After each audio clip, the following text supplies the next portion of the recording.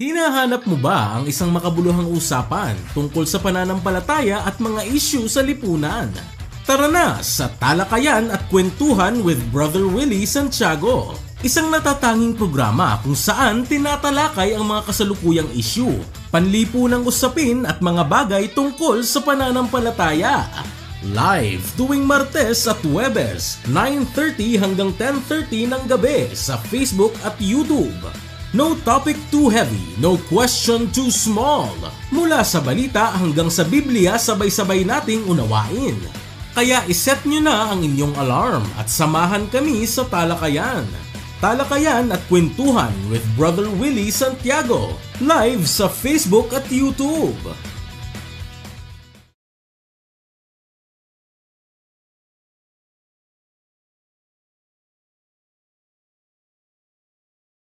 Disclaimer, this video is for educational and informational purposes only. The views expressed are personal opinions and experiences of former MCGI members. We do not intend to defame or attack any group, belief system, or individual. All references to doctrines or practices are shared in good faith. We respect everyone's right to believe and encourage viewers to think critically and do their own research. Harassment, hate speech, and cyberbullying are not tolerated. Any copyrighted content used falls under fair use for commentary and education. The creators are not liable for how this content is interpreted or used.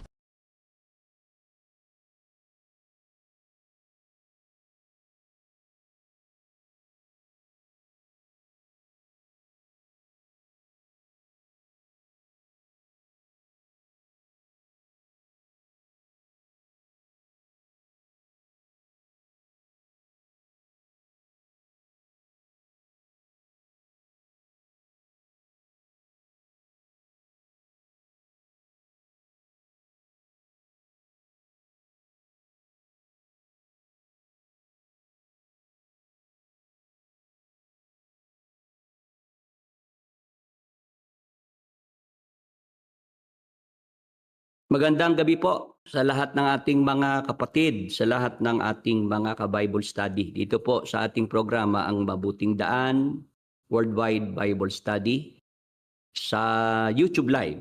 Dito po sa ating segment na Talakayan at Kwentuhan with Brother Willie Santiago. Welcome po natin ang lahat ng ating mga kasama dito po sa YouTube Live. At sa gabi pong ito ay atin na pong agad na pabatiin si Brother Edwin Santiago. Brother Edwin, magandang gabi. Magandang gabi sa iyo, Brother Willie. Magandang gabi po sa lahat ng ating mga giliw na taga-subaybay ng Talakayan at Kwentuhan with Brother Willie Santiago. Salamat po sa inyong maagang pagsubaybay dito po sa ating programa ngayong gabi. Salamat po sa Panginoong Diyos sa mabuting pagkakataon na tayo po ngayon ay muling magkakasama. Sa lahat po ng nanonood ng live sa buong panig ng mundo, paki-comment lang po ang inyong pagbati at kung saang lugar kayo nakikinig upang malaman namin ang naaabot ng aming programa. Mula po dito sa lungsod ng Baliwag, sa lalawigan po ng Bulacan, tayo po ay live na napapanood ngayong gabi sa YouTube Live. At maaga ko na pong binabati lahat ng ating mga taga-subaybay sa YouTube.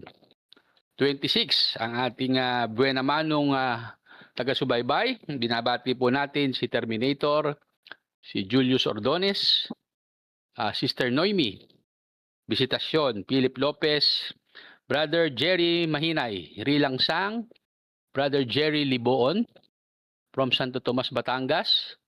Yan po, Julius Legaspi. Ayan po, magandang gabi po from McKinley, Brother Willie. Yan, yung mga hindi pa po subscriber ng ating YouTube channel, kung pwede pong makahingi ng favor na kayo po'y mag-subscribe, paki-like and share ang ating mga videos, paki-click ang notification bell nang palagi po tayong mabigyan ng notification pagka tayo po ay mayroong mga live streaming. Meron tayong bagong upload na videos. Ayan, at Brother Edwin. Yes, Brother Willie. Bago natin talakayin yung tungkol sa rapture, Kasi ngayon ay September 23, di ba? Tama po, Brother Willie. Yan nga yung kaya nga tayo nag-topic series at umabot na nga ng part 11. Opo. No? Part 11 na. Kasi talagang ito ating sinadya na noong pang buwan ng Agosto agad nating yan ay tinalakay. Nung yan pumutok sa social media na pinag-uusapan.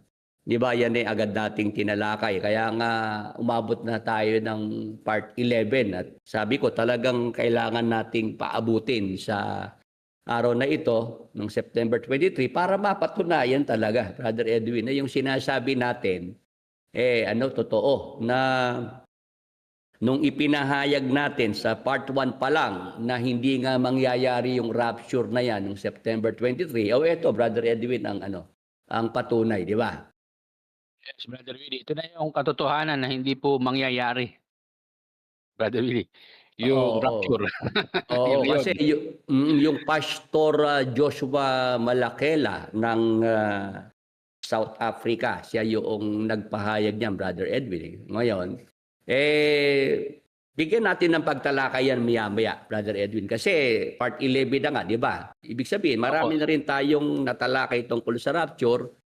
Pero mamaya-maya ay ating bibigyan pa ng karagdagang pagtalakay. Yang rapture na yan na sumablay ngayong September 23. Pag-usapan muna natin, Brother Edwin, para sa mga kasama natin ngayong gabi, yung ipinakita natin kanina sa video, yung ating chapel dito, na nung tayo nagkaroon ng construction, pagpapagawa, di ba sinasabi natin na inaasikaso natin yung titulo niyan na yan ay maisalin, mailipat sa pangalan ng iglesia, Brother Edwin, di ba?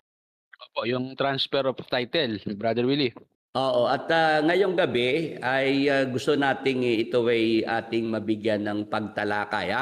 Ipapakita uli natin, Brother Edwin, yung ating titulo ng lupa at ikaw na bumasa kung meron ka namang monitor dyan, Brother Edwin.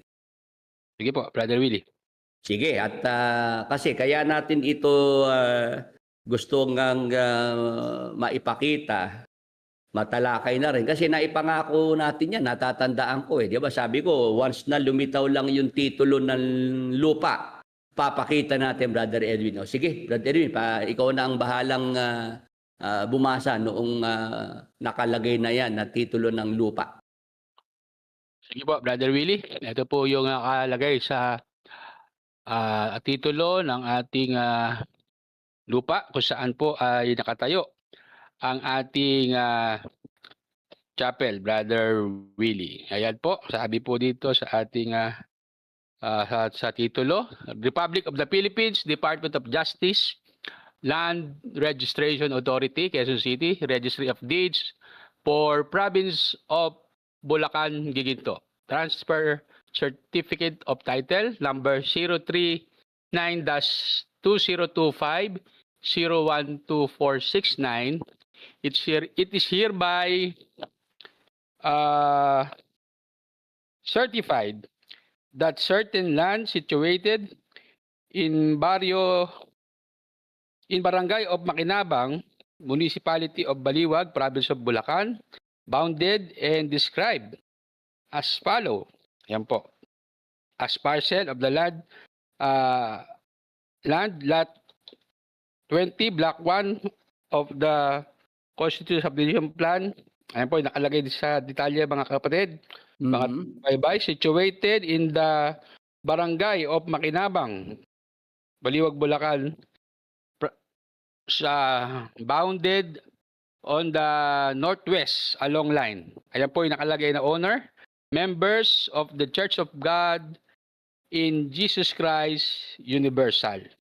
Ang address po ay Block 1, Lot 20, Carnation Street, Rafaela Homes, Makinabang, Baliwag, Bulacan.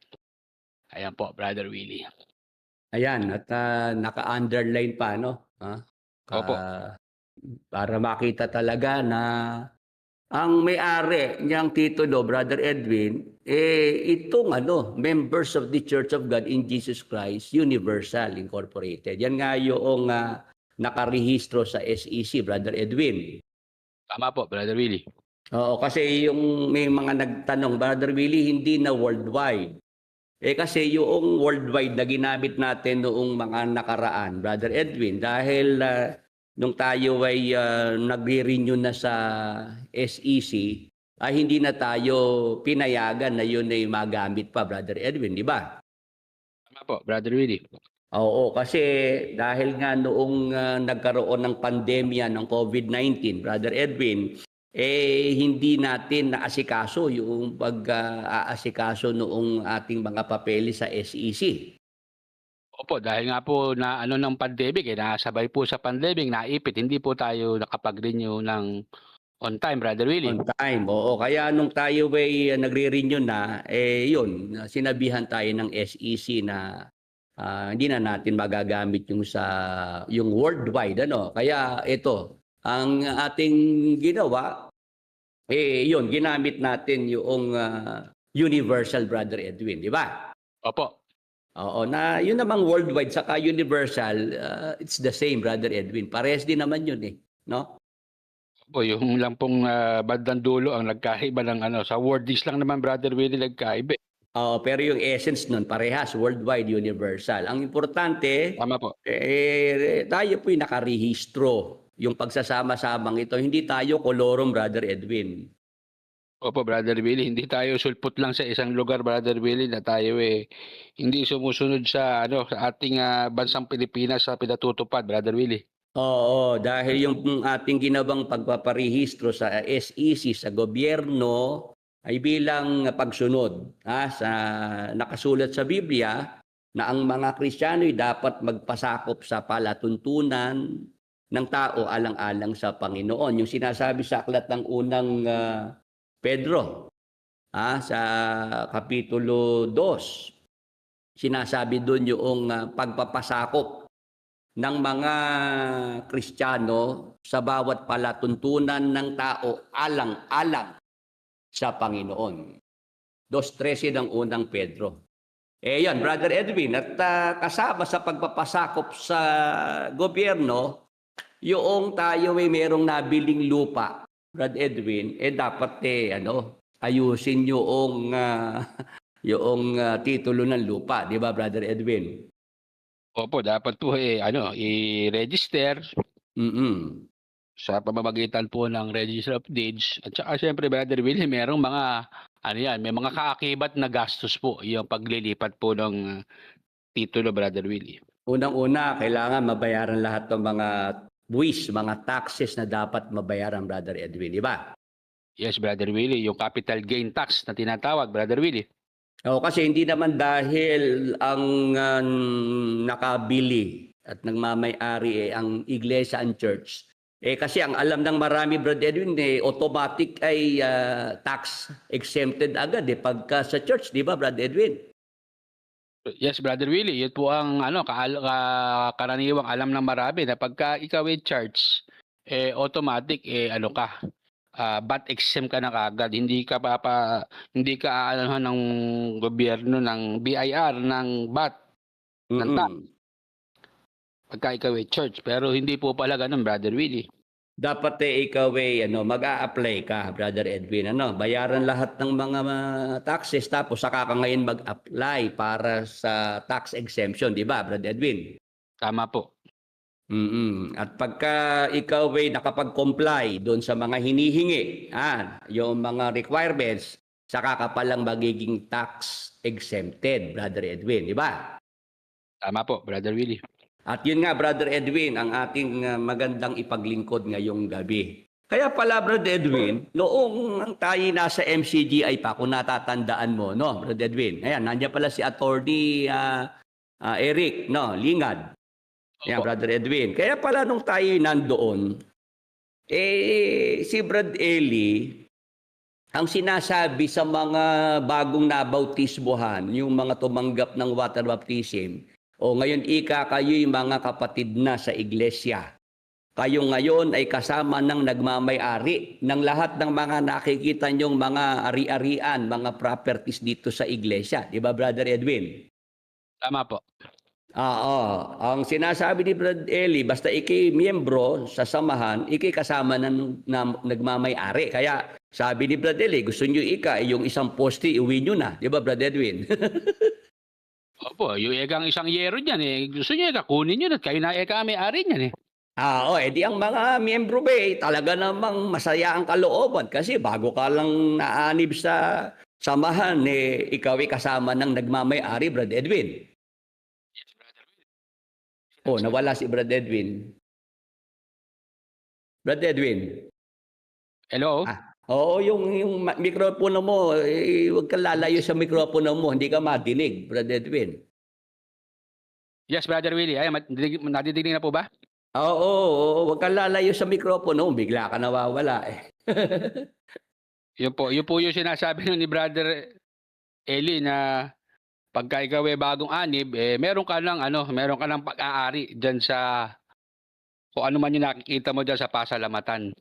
Oo. Ngayon, Brother Edwin, ang nagiging kontra lang, yung pagka si Brad Eli ay merong nagsusumbong sa mga miyembro na bakit daw masyado namang mahigpit ang local government ng Apalit, Pampanga para maningil ng buwis, Brother Edwin. Opo, nagagalit siya sa local government ng municipality ng Apalit dahil napakahigpit ng paniningil ng buwis dahil siya lang daw ang yun daw samahan lang ng ADD, Brother Willie, ang sinisigil ng buwis. Sabi niya. Oo, samantalang ang ibang iglesia tinuturo ni Brad Eli, Iglesia Katolika, ang Iglesia ni Cristo, sila hindi naman sinisigil ng buwis ng gobyerno. Tayo lang mga kapatid ang masyadong mahigpit sa paniningil sa atin, di ba, Brother Edwin?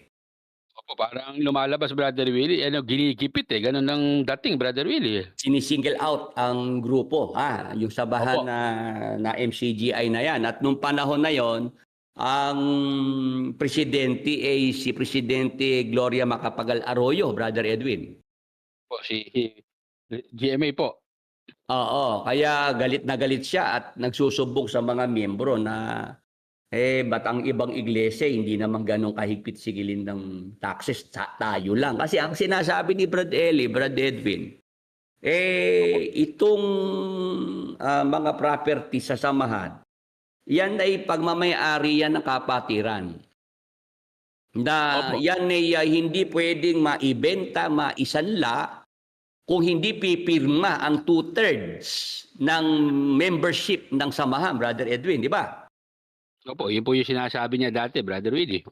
Oo, yun lang ang nakikita nating meron lang contradiction sa kanyang mga pahayag kasi yung pagbabayad ng buwis, yung sinisingil siya sa pagbabayad ng buwis. Ngayon, Brother Edwin, ang aking iniisip noon, may mga abogado namang mga miyembro doon sa MCGI, di ba? May mga piskal pa, di ba? Opo. Bakit noong panahon na yun ay hindi nila napapansin yung salungatang sinasabi ni Brother Eli na yung pagmamay-ari ng mga properties sa iglesia, sa kapatiran, tapos mahigpit na nagbabayad ng buwis dahil sinisigil sa pagbabayad ng buwis ang samahan. Di ba talagang dapat naman talaga tax exempted, kagaya ng Iglesia Katolika, ng Iglesia ni Cristo. Bakit hindi na-apply sa MCGI yung tax exemption, Brother Edwin? Una-una, Brother Willie, hindi po nakapangalan sa church yung property. At yun nga ang nangyari. Noong yan ay ilitaw sa Net25, yung mga tax declaration na ilitaw doon na kahit nga ako'y nagulat, Brad Edwin, hindi ko inaasahan na ang tax declaration ay ipapakita ng mga ministro sa Net25. Mga nakapangalan kay Brad Eli yung tax declaration. Opo, yun nga po talaga ang ano diyan po nagulantang ang marami, Brother Willie. Oo, pati ako, nandun ako sa sa studio nakaupo ako noong ipakita ng mga ministro yung mga tax declaration na nakapangalan kay Brad Eli yung mga lupain doon sa Apalit, Pampanga kung saan nakatayo ang pasalamatan, Brad Edwin. Ako'y nag-iisip noon, bakit ka ako ang sinasabi ni Brad Eli pagmamay-ari yan ng iglesia, ng kapatiran. Ba't nakapangalan sa kanya? Sa personal niyang pangalan, Brother Edwin. Opo, yun nga po talaga ang nakakapagtaka, Brother Willie, dahil ang sabi nun ni Brother Eli, lahat eka nang nakikita nyo dyan, pag-aari ng iglesia, pero ang totohanan pala, sa dokumento, hindi naman pala ganun, Brother Willie. Kumbaga, yun nga yung pambubudol, Brother Edwin. Maliwalag na pambubudol lang nangyari. Kasi ito di ba may mga pagkakataon sa Apalit, Pampanga, pasalamat. Mayroong mga mananawagan doon, umiiyak sa stage at ang sinasabi, mga kapatid, tayo po'y kailangan ngayon magtulungan, magbigayan po ngayon dahil maririmata po itong pasalamatan dahil nakasanla sa bangko, Brother Edwin. Opo, ibig sabihin, naisanla pala yung pasalabatan, Brother Willie. Naisanla na mag-isa lang, Brother Edwin, yung nagsanla at si Brad Eli yung nagsanla. Tama, Brother Willie. Walang kinonsulta na walang hininging pirma ng 2/3 ng membership ng kapatiran, Brother Edwin. Kasi nga po, Brother Willie, bakit nga hihingin pa yung consent ng 2/3 ng membership? Sa single person lang naman nakapangalan yung property. Oo, kaya pala, Brother Edwin, kailangan talagang magbayad ng tax, ng buwis. Kasi nakapangalan kay Brad Eli yung pasalamatan, yung mga lupa ng pasalamatan. Personal property ni Brad Eli yun, hindi ng iglesia.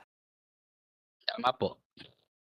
Ayan, kaya talagang nakakaawa yung mga miyembrong naiwan pa doon, Brother Edwin. Talaga po nakakaawa, Brother Willie, lalo na po sa panahon ngayon, Brother Willie. Na nawala si Brother Eli. Ang problema ngayon niyan, Brother Willie,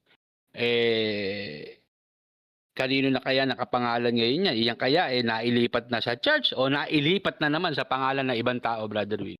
Yun ang ating hihintayin, Brother Edwin, na meron pa namang mga nandoon sa samahan, na mga closet. Baka naman sila merong meron silang makuhang dokumento para malaman na natin na pagkatapos ba ni Brad Eli nung siya'y pumanaw, yun bang mga nakapangalan na mga lupa kay Brad Eli, kanino ngayon naisalin? Yan ba ay naisalin na sa iglesia o sa humalili sa kanya na leader, Brother Edwin, kay KDR? Yan po ang dapat na Brother Willie. Yan ang dapat na matuklasan, lalo na po yung mga miyembro ng samahan na yan, Brother Willie. Oo, ngayon tayo, Brother Edwin, ipinakita natin itong titulo ng lupa. Yung TCT, pakita uli natin. Ang may-ari ang members of the Church of God in Jesus Christ Universal. Hindi yan, hindi yan personal na property ni Brother Willie Santiago. Ayan, mga ka-Bible study, ano ang inyong reaction dyan? Sige, Brother Edwin, tanungin mo nga itong ating mga kasama kung naiintindihan itong ating pinag-uusapan na kaya natin ipinapakita ngayon yung titulo ng lupa. May nagsabi nga sa akin, Brad Willie, concerns Brad Edwin, may nagsabi. Brad Willie, ba't pinakita nyo yung titulo, pati yung number, Brad Edwin?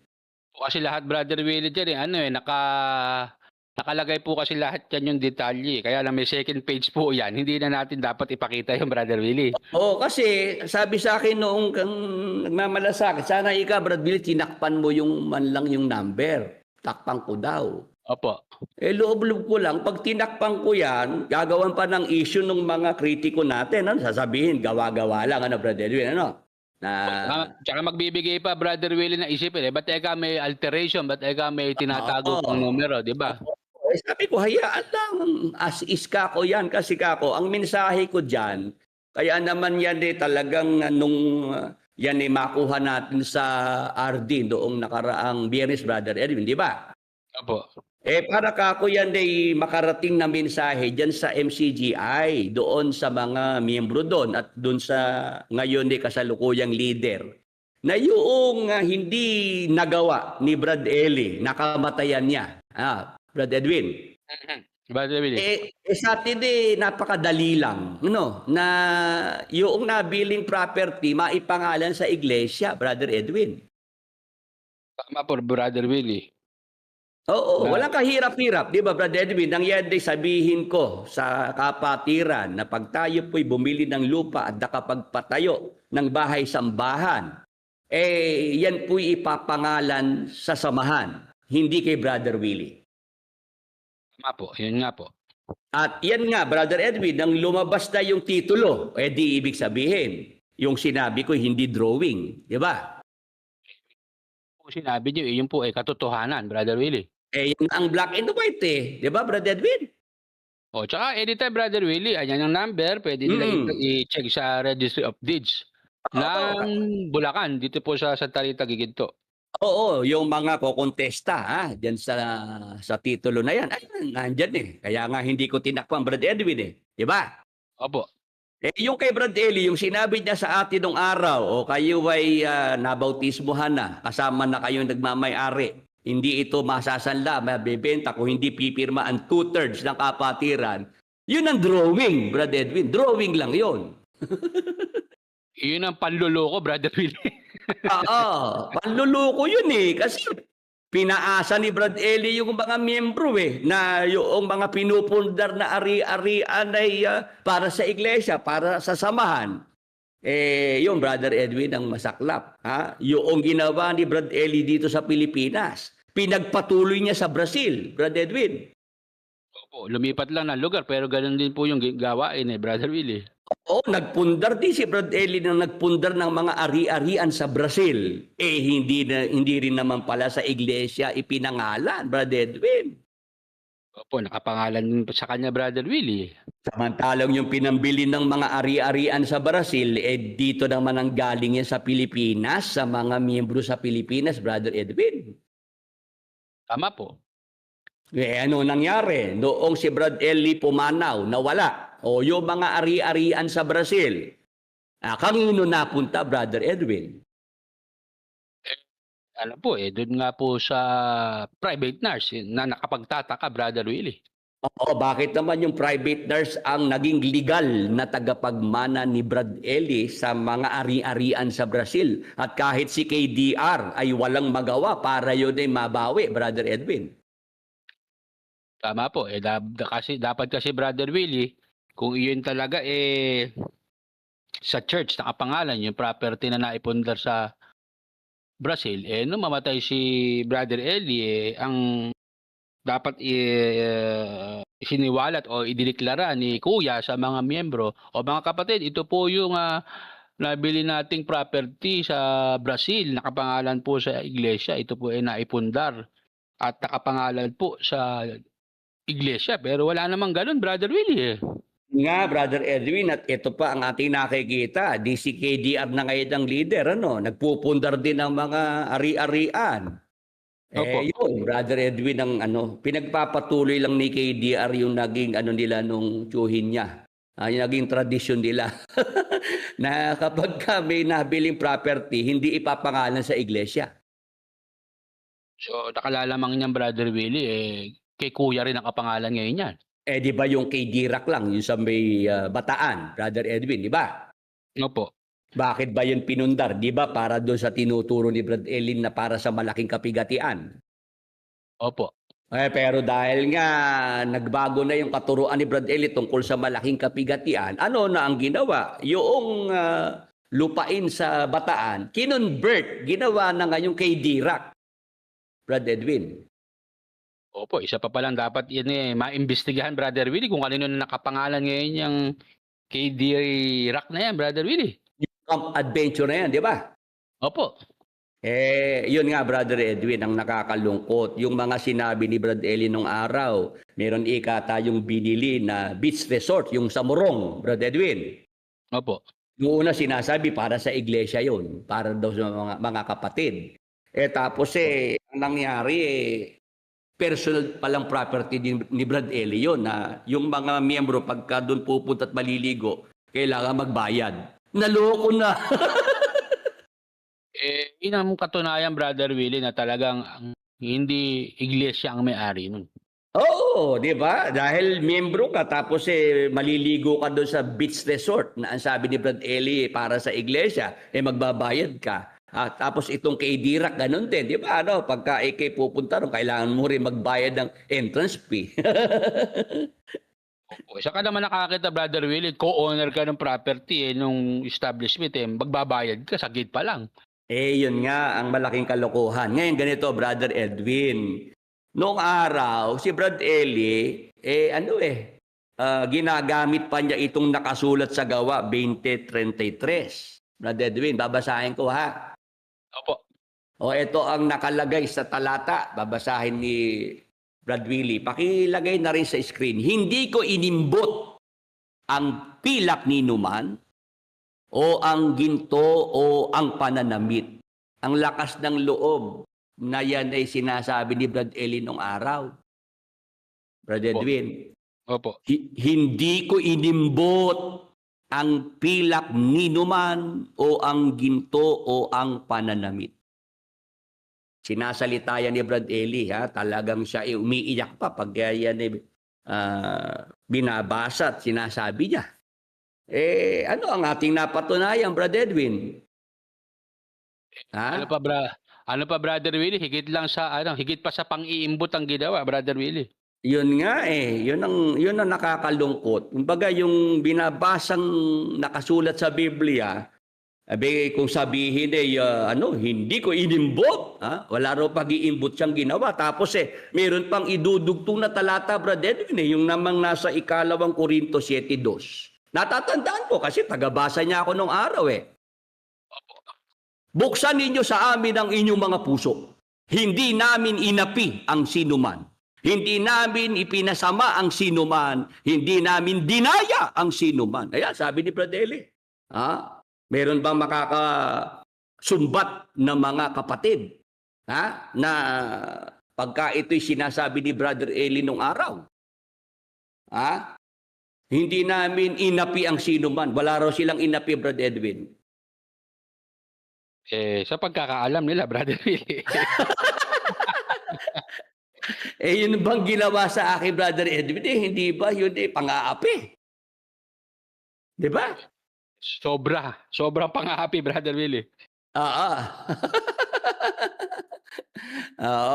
Hindi ba yung aking dinanas na kaapihan diyan sa kamay ng mga leader diyan, Brother Edwin, di ba? Yung aking anak na si Elaine magbe-birthday sa 26. Opo.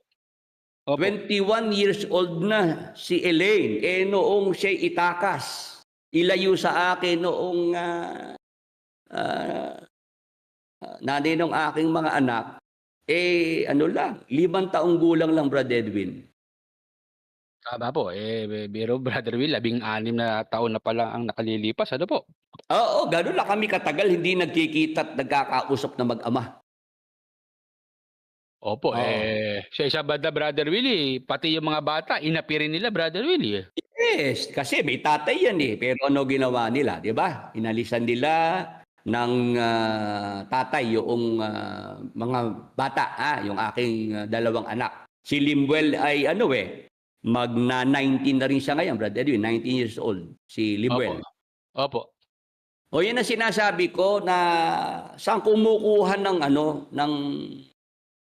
kapal, itong mga ito na para basahin yung talata tapos ipagsisigawan na hindi namin inapi ang sinuman, hindi namin pinasama ang sinuman. Wala raw silang pinasama, Brother Edwin. Ano ba ginawa sa akin? Wala silang pinasama, Brother Willie, bagkus isinumpa, meron. Ayan, di ba? Ayan, mga kapatid, mga ka-Bible study. Tapos yung huli, hindi namin dinaya ang sinuman. O hindi ba pandaraya yung ginawa ni Brad Eli na sinasabi niyang mamayari ng samahan na iglesia ang may-ari ng mga ari-arian, ng mga properties. Tapos yung pala sinolo ni Brad Eli, nilagay sa sarili niyang pangalan. Nung mabisto yan, Brother Edwin sa Net 25, may sumagot pa si Brad Eli na mas safe pagka sa pangalan ko nakalagay yung mga property. Naloko na. Hindi rin naman nangyari, Brother Willie, yung pagiging safe eh. Bakit? O ano ba nangyari sa Brazil? Yun nga, Brother Edwin, talaga naman. Di ba?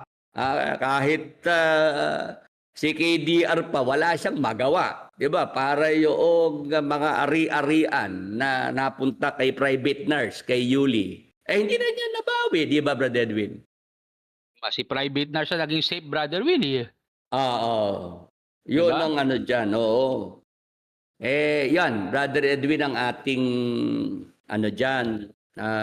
Kaya itong ating nabili ng lupa, pagka nga pinag-uusapan natin yung pagkakabili ng lupa, Brother Edwin, di ba nakakamangha, ikaw mismo di ba, namamangha ka noong makita mo kung paano ginawa ng Panginoon, Opo, talagang ano yan talagang yung pong pagkakatayo ng chapel natin na yan, mula sa pagkakabili, pagkakatayo ng establishment, talaga pong ano yan by pananampalataya po talaga ang gumana dyan, Brother Willie. Oo, kasi noong ito may pinag-usapan ng kapatiran na makakabuti ang bumili ng sariling lupa kasi di ba ang tagal kong nandoon sa Plaridel, Bulacan, tagal nating nangupahan doon, doon natin sinasagawa sa apartment yung ating mga pagkakatipon, yung ating broadcast. Nagbabayad tayo sa upa 8,000 sa apartment, Brother Edwin, di ba? Opo. Dahil ako'y umabot ng may 7 taon ako doon sa apartment, Brother Edwin Opo, 7 years mahigit po yata, Brother Willie. 2015, gano'n, 2015. Mga 8 years, Brother Edwin, 8 years. Opo. Di ba ikaw pa nga ang nag-compute? Kinompute mo sa akin kung gano'n nakalaki ang naibayad sa renta, Brother Edwin, di ba? Opo, Brother Willie. Mga nasa kulang 800,000 pesos na, Brother Edwin, di ba? Doon sa pagbabayad pa lang ng renta. Opo, 768,000 po to be exact. Sabi mo sa akin, Brad Willie, yung palang ipinangbayad dito sa renta, pwede na makabili ng lupa. Di ba, Opo, Brother Willie. Sabi mo, pag alis natin dito, Brad Willie, kahit isang pakoy, wala tayong matatangay dito, Totoo naman yung Brother Willie. Sabi ko nga sa inyo, di ba, nung tayo papaalis pa doon, yung siladuran na dadali natin dapat doon sa nabili natin property, pinagawa natin ng bakod na yero man lang May pinakiusapan ng kaheran na iwanan para daw hindi na siya bumili Oo. Ganun nga, Brother Edwin. Kaya noong nakita ko na talagang makakabuti para sa iglesia ang bumili ng sariling lupa, di ba yan aking nilatag ko sa kapatiran yan. At yun, nakita naman ng mga kapatid yung sinasabi natin na makakabuti sa samahan. Para maumpisahan lang, Brad Edwin, ng pag-iipon. Kasi sabi ko, mag-iipon po tayo mga kapatid. Pag-ipunan natin yung bili tayo ng lupa. Ang ginawa ko, Brad Edwin, ako nanguna, di ba? Opo. Meron akong kinita na 10,000 piso nung panahon na yon. Ano sabi ko sa mga kapatid? Mga kapatid, itong 10,000 piso, ito ang aking share. Ako na mauunang magbigay para dyan sa iipunin na yan. Di ba, Brother Edwin? Opo, yun po ang naging startup, Brother Willie. Oo, dahil doon sa aking ibinigay na 10,000 piso, marami kong nahikayat doon, Brother Edwin, ng mga kapatid natin. Opo. Kasi yung nakita ko sa Biblia, Brother Edwin, si Haring David, noong sabihan niya ang Israel na kailangan na makapagpatayo ng templo para sa Panginoong Diyos, nanguna si Haring David doon, Brother Edwin. Po siya po yung kauna-unahang bigay, Brother Willie, no? Oo, yung kanyang mga inipon, itinabi niyang mga ginto, pilak, yung kayamanan niya, yun ay kanyang ibinigay para mapatayo yung templo ng Panginoon. Doon, Brother Edwin, doon ko nakita na bilang nangunguna dapat, ikaw talaga ang magpakita ng halimbawa, Brother Edwin. Be a good example, Brother Willie, as a leader. Yes, at yun nga ang nangyari. Noong inumpisahan ko yon, nagtuloy-tuloy sa pagbibigay ang mga kapatid. Pati yung mga narito na mga nanonood, nakikinig sa ating programa, pati sila sumali na rin, Brother Edwin, di ba? Opo, dahil nakita nila yung ano mo, Brother Willie, yung initiative mo na talagang gusto mo talagang makaipon at makabili ng lupa. Oo, at yun nga, di ba, Brother Edwin, noong tayo ay nakaipon na, 1 milyon ang naipon natin, di ba? 1 milyon. Opo. Sabi ko, pwede na. Maghanap na tayo ng lupang mabibili, Brother Edwin. At ito nga ang ipinagkaloob ng Panginoon, itong lupa na ito sa Rafaela Homes, Brother Edwin, di ba? Magkano halaga nito? 900,000 pesos. Opo. More or less, mga ganun, Brother Willie. Oo, ang sukat ng lupa, 129 square meters, Brother Edwin, di ba? Tama po. O tapos, nung nabili na yung lupa, may natira pang 100,000 pesos. Opo. Brother Edwin, sabi ko naman sa mga kapatid, ang kailangan naman po nating maisunod na pag-iipunan, yung pampagawa naman, yung ating ipapatayong bahay-sambahan, Brother Edwin. Opo, yung mismong establishment na dahil may lupa na po, may lote na eh. Sabi ko, kailangan po uling mag-ipon. O payag pa ba kayo na mag-ipon uli? Oy, payag ang mga kapatid, Brother Edwin. Kasi nakita nila yung naipong pere, pinambili ng lupa, di ba? Opo, nangyari naman po eh. Nangyari na may sinabi ko, di ka ako, ang atin namang isunod, pagpapatayo na. Mayroon tayo 100,000 pesos, nag-ipon uli. Umabot ng 500,000 pesos, Brother Edwin, di ba? Opo. Nung nandyan na yung kalahating bilyon, 500,000 pesos, sabi ko, umpisahan na natin, Brother Edwin. Tayo ay magpatayo na ng bahay-sambahan. Tumawag ka na ng mga taong gagawa. Tapos bilhin na yung mga materialis na bibilin. Di ba, Brother Edwin? Opo, kumbaga yun na talaga ang starting point ng paghuhukay, pagbili ng mga materyales, semento, buhangin, lahat po ng may kinalaman sa construction, bakal, alambre, lahat po binili. Binili lahat. At si Brad Edwin po ang naging foreman. Di ba? Ikaw, Brad Edwin, ang talagang nangasiwa sa pagpapatayo nitong ating bahay-sambahan dito. Di ba? Opo, araw-araw po ako nasa site para obserbahan kung ano na po ang development sa araw-araw. Kaya nga si Brad Edwin, malaki ang initim eh. Umitim si Brad Edwin noong panahon na yan eh. Maitim na nga ako, Brother Willie. Lalo pa ako umitim. Ngayon, ano nangyari, Brad Edwin, noong nag-umpisa na ang pagpapagawa? Di ba inabot ng 6 na buwan? Di ba, Brad Edwin? Opo, 6 na buwan na diretso po yun. Walang tigil, di ba? Hindi nahinto. Opo, umulat umaraw, bumagyo. Tuloy ang gawaan. Di ba nung kasalukuyang nagpapagawa nga, tayo nila kapeding magkakausap na 3, di ba? Opo. Di ba ang sabi ko maganda ka ako merong tayong second floor.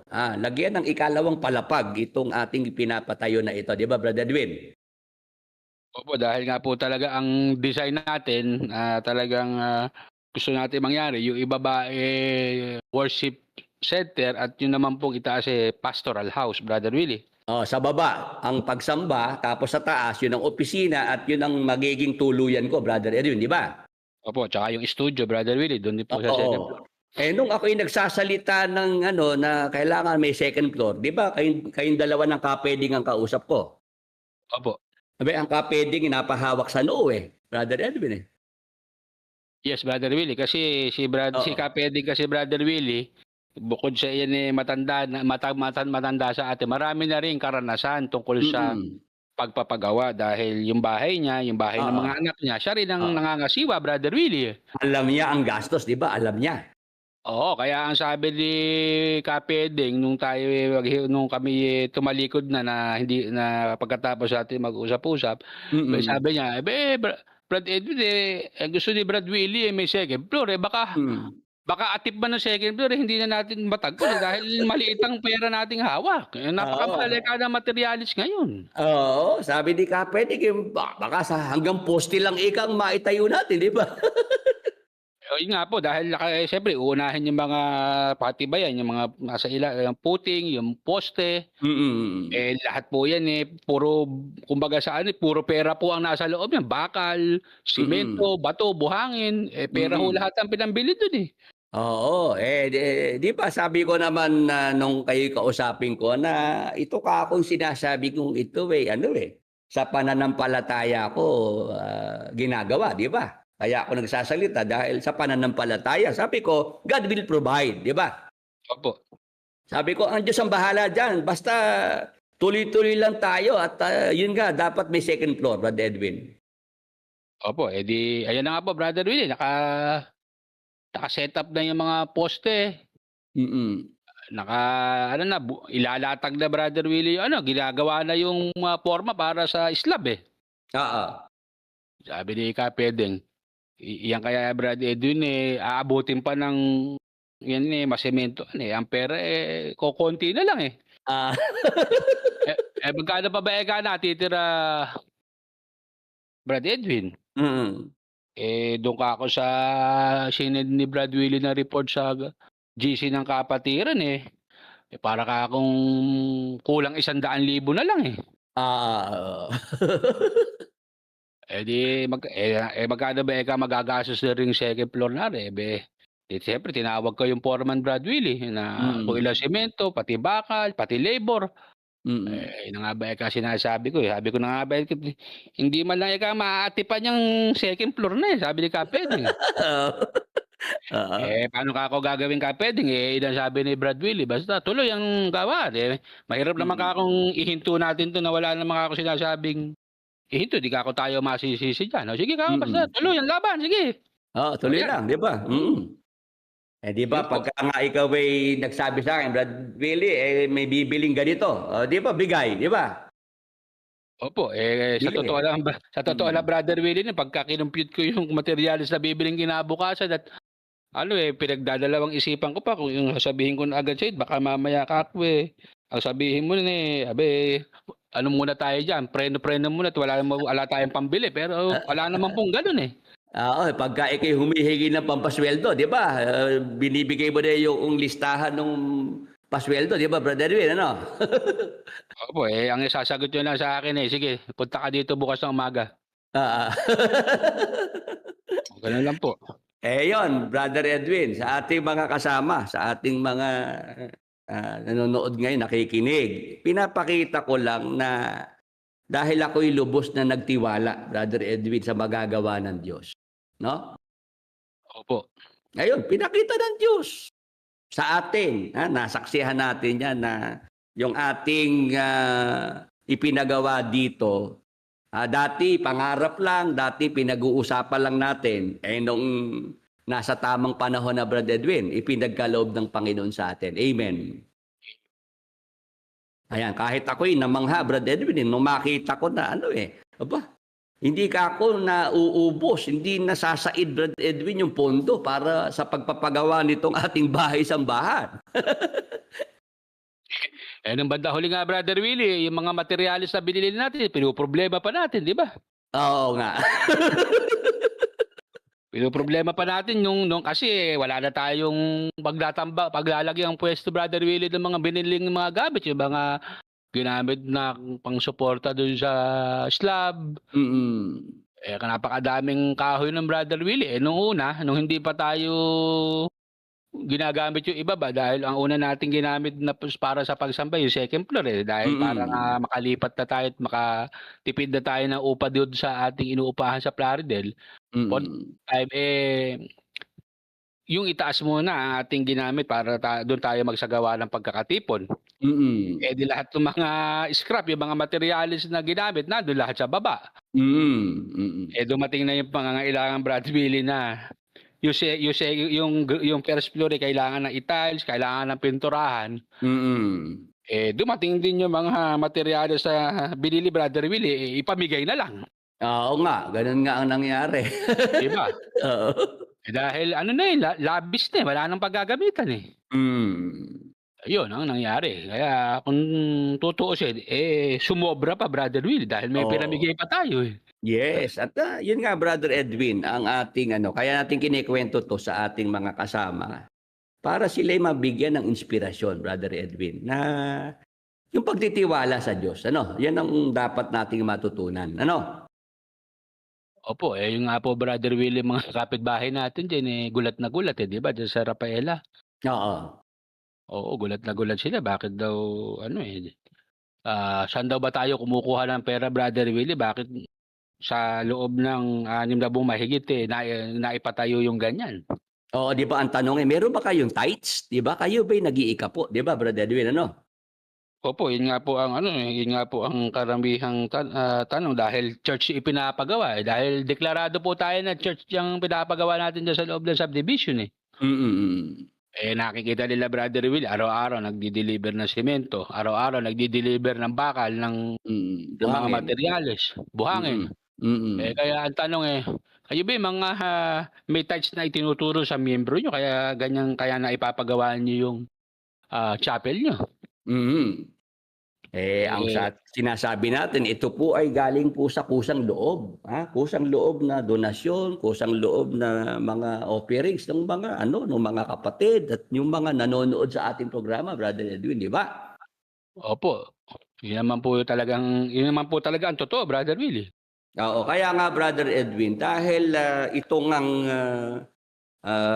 pinambili sa lupa at pera na ipinampagawa ng chapel.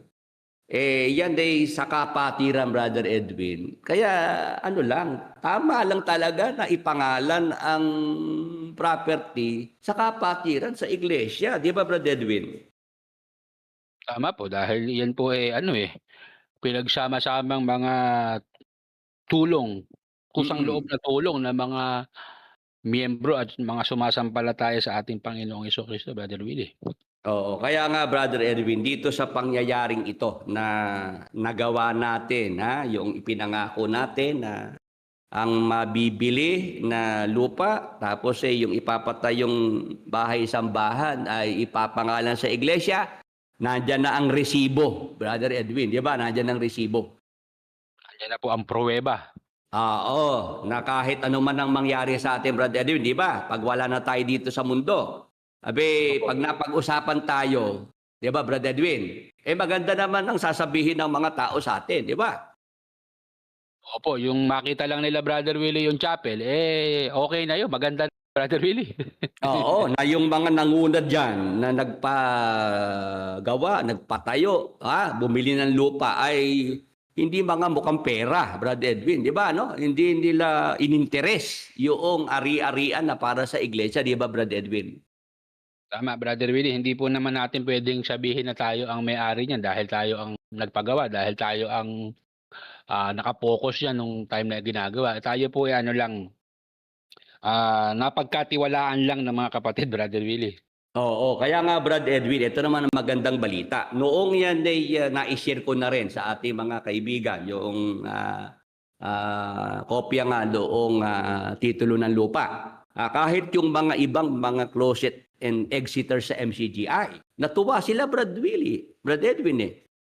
Opo, Sabi nila, Brother Willie, congratulations. At talaga pala ikang yung sinabi mo, totoo at talaga yan ang patunay yung titulo. Brother Willie, yun ika ang kaibahan mo pala kay Brad Eli at kahit kay Kuya. Ikaw pala ika Brad Willie, meron kang transparency. Transparent ka tapos meron kang integrity, Brother Edwin. tama po na 'pag sinabi talaga yun ang mangyayari, yun ang gagawin Brother Willie. Oo, yan ika ang magandang nakikita namin sa'yo. Kaya nga Brother Edwin, nung isang gabi, di ba, may nakausap akong mga exeter doon sa sa Zoom, di ba?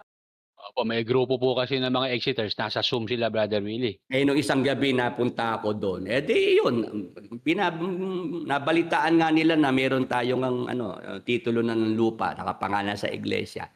Sabi nila, Brother Willie, saan nang galing yung pinambili ng lupa, pinangpatayo ng bahay-sambahan? Sabi ko, doon sa sa Ambagan, sa Abuluyan. Ha? Sa Abuluyan, ika? Oo, kasi ako, pag matino lang naman ako talaga yung humahawak ng Abuluyan, yan ang magiging resulta. Makikinabang ang iglesia, ang kapatiran. Pag matino ako yung humahawak ng Abuluyan. Sabi ko gano'n. Opo, pag matino. Oo, wala ka akong problema sa Abuluyan. Huwag yung Abuluyan ng pagdisikitahan nyo. Kasi yung pala mga kausap ko doon, Brother Edwin, dahil mga exiters, nakita nila kung papaano yung Abuluyan ay pinagsamantalahan ni Brad Eli. Ha? O paano nilustay? Kung paano nilustay, kung paano ginastos lang sa sa Kalayawan, di ba? Si KDR, di ba? Ganon, Brad Edwin Kaya sila pagdating sa Abuluyan, pag nakarinig ng Abuluyan, medyo naiiba pakiramdam. Brad Edwin. Opo, medyo sinasamaan ng katawan, Brother Willie, pag Abuluyan na pinag-uusapan. Meron daw kasi nagtuturo sa kanila ngayon, mga dating manggagawa sa MCGI, hindi na talaga raw dapat may Abuluyan pa, Brad Edwin. Yun, Brother Willie, yun ang isa pang isa pang nakakapag sa mga exiters Alam mo yung imbis na palakasin mo yung loob nila dahil nga doon sa nangyari na ni Bes.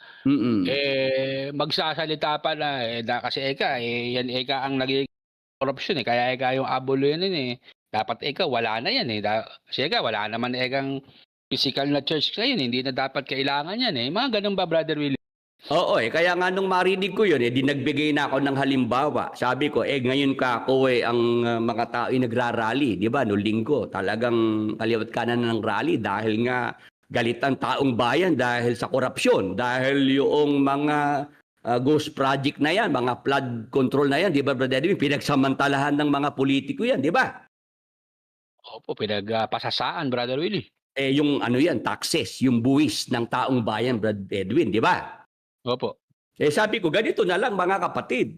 Kung halimbawa, sinasabi noong manggagabang pinapakinggan ninyo na ang Abuluyan ugat ng korupsyon, tanggalin ang Abuluyan para walang korupsyon. Ito naman kako ang aking masasabi dyan. Ngayon kako, ang ating bansa talaga namang talamak ang korupsyon dahil dyan sa mga buwis na yan, taxes. Tanggalin lahat ng buwis para wala ng korupsyon. Sabi ko gano'n, Brother Edwin.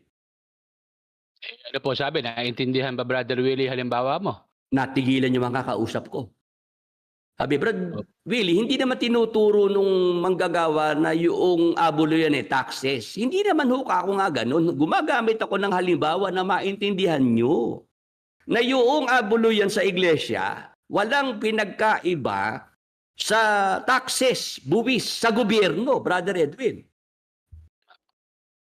Sabi ko, ang gobyerno, may mga tao yan, may mga pulis, sundalo, 'di ba? May mga guro sa mga eskwelahan, 'di ba? 'Yan ang tao ng gobyerno O paano ako, yung mga tao ng gobyerno sila mabubuhay, 'di ba? Sa pamamagitan ng buwis, 'di ba?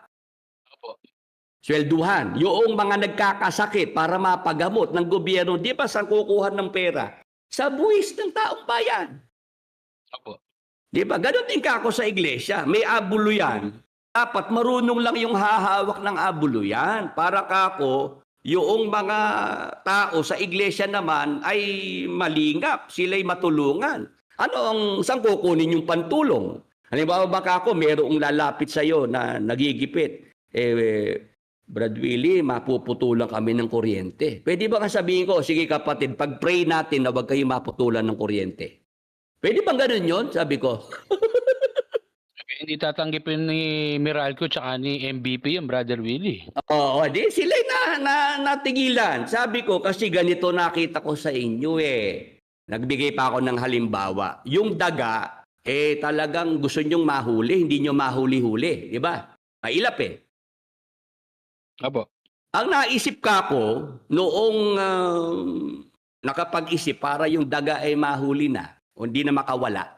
Dahil yung daga mailap, talaga palipat-lipat ng lugar sa bahay. May nakaisip na para mahuli yung daga na yan, sunugin na lang ang buong bahay. Tapos ang problema, naloko na. Ganon ka ako yung manggagawang pinapakinggan ninyo. Nagsasalita na ang abuluyan ugat ng korupsyon. Tanggalin ang abuluyan. Wala ng korupsyon sa iglesia. Nagkakamali siya kako doon. Di ba, Brother Edwin? Tama po. Ganon din ako sa gobyerno. May korupsyon. Paano mawawala ang korupsyon? Hindi yung tanggalin ng taxes, Brother Edwin. Opo. Dapat ay habulin yung mga korap. Ipakulong yung mga korap, Brother Edwin. Patawan ng parusa yung mga korap. Diba, Brother Edwin? Diba? Tama po, yung tao na corrupt, Brother Willie. Yung tao kasi ang nagiging corrupt hindi naman yung pera Yes. Yun ang punto ko. Bakit ka ako sa amin? Hindi naman ka ako sa pagyayabang, sabi ko sa kanila. Bakit sa amin yung abuluyan ay nagagamit ng wasto? Brother Edwin. Kasi hindi kinukurap, Brother Willie.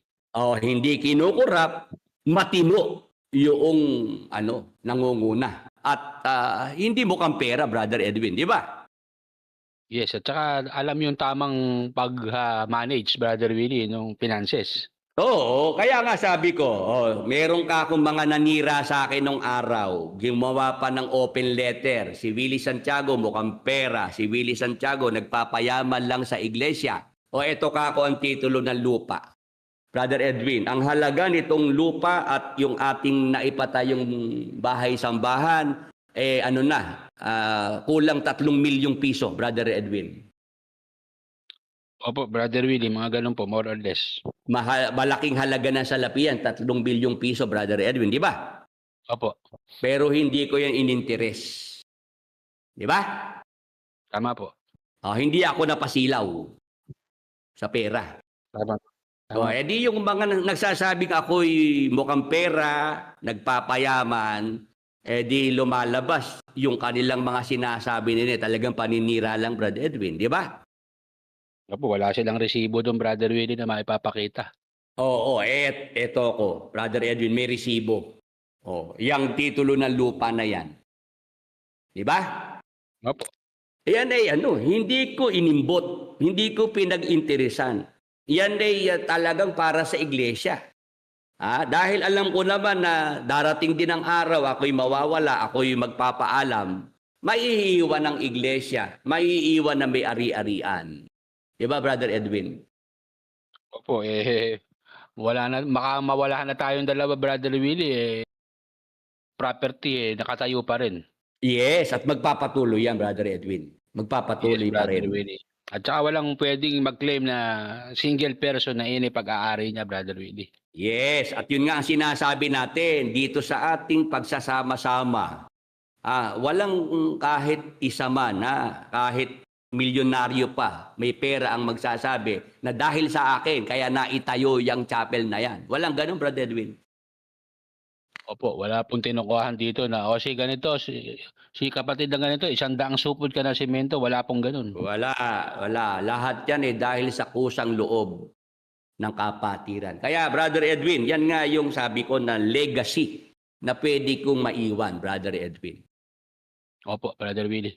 Ako, kahit mawala, kung ako'y pag-uusapan, siguro maganda naman ang kwento. Si Brother Willie, hindi niya ininteres itong lupa, itong bahay-sambahan. Talagang yan ang inuna ni Brother Willie, unahin ang para sa iglesia.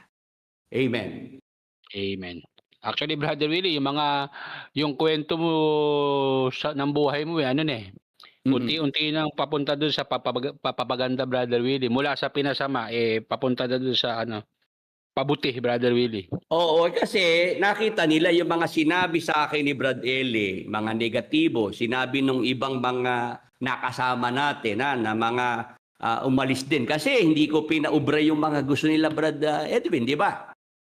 Tama, Brother Willie. Meron kasing mga nagpunta rito nung araw, galing din sa MCGI, mas matanda sa akin at may pera pa. Ang gusto, ako'y hawakan sa liig. Ako ay pasunurin sa mga kagustuhan nila, Brad Edwin, dahil ako'y mas bata. Opo.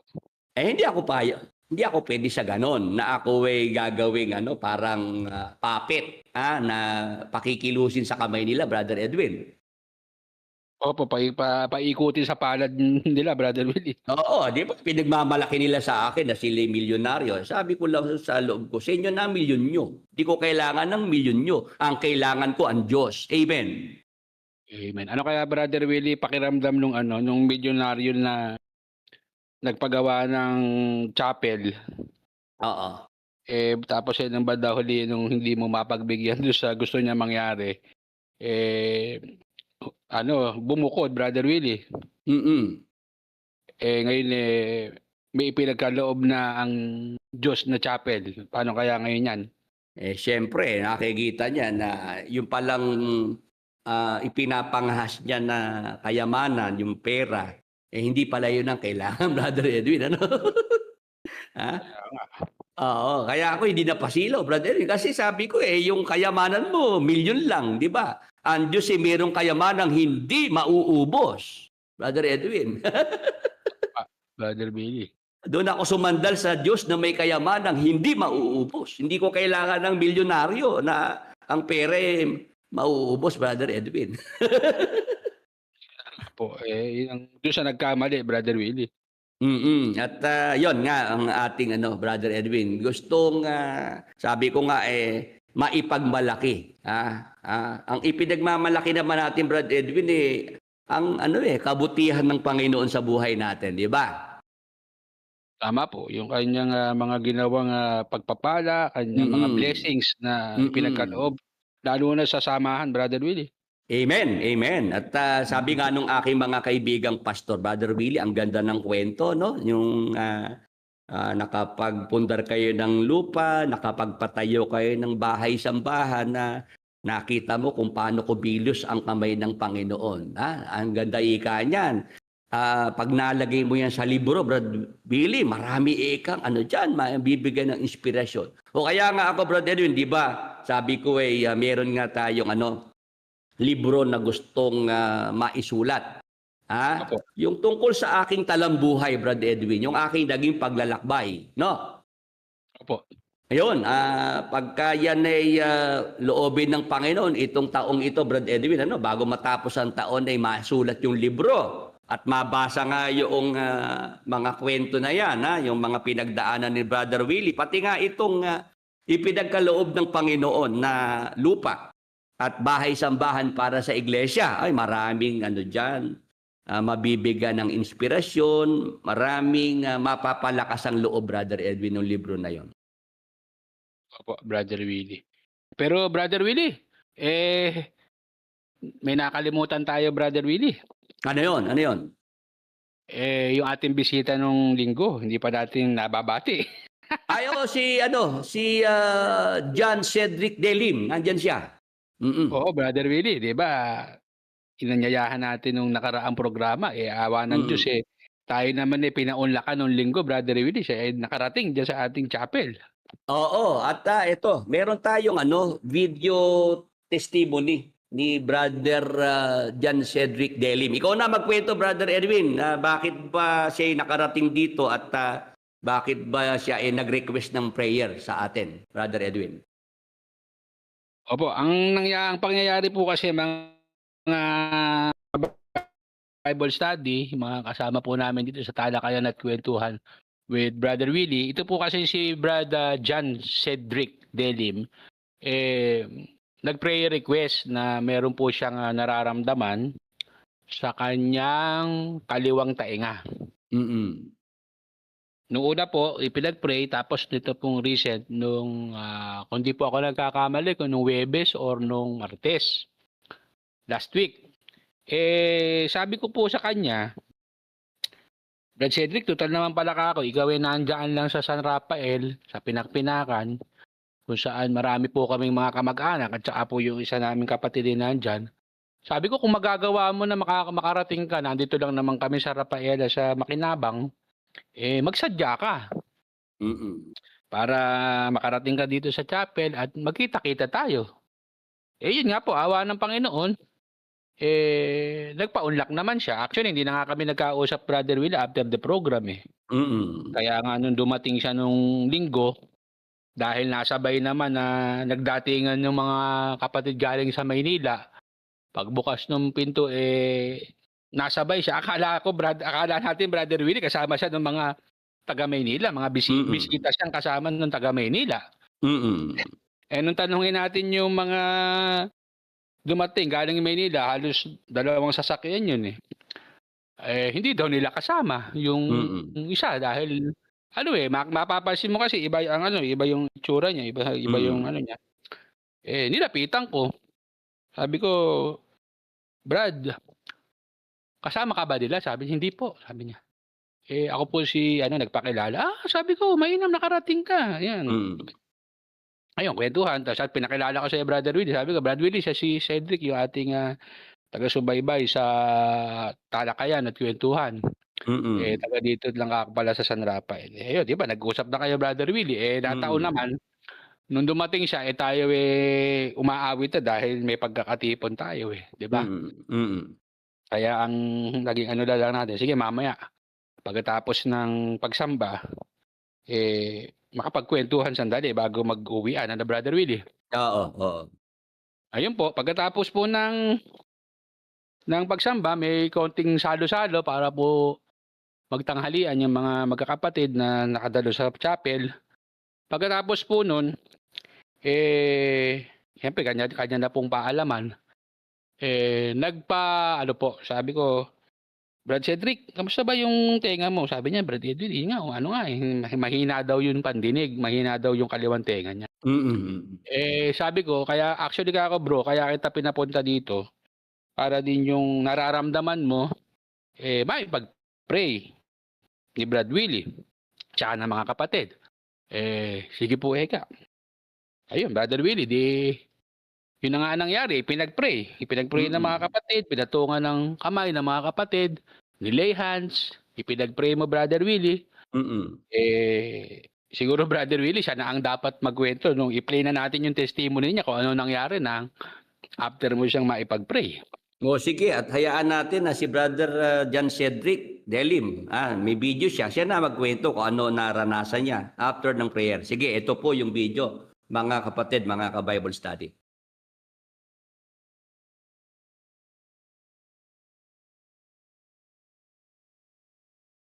Ganun po. Nakasubaybay kay Brother Willie Santiago sa kanyang mga programa.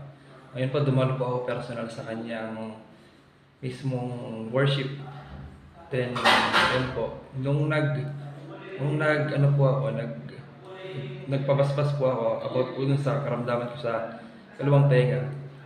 Bigla pong, nung hinawakan po ako at pinalalangin ni Brad Willie, biglang yung tenga ko po, biglang lumiwanag at nagkaroon po ng improvements. Yun po. Maraming salamat po sa Panginoong Jesucristo sa kanyang pagpapagaling sa pamagitan po ni Brad Willie. Salamat po.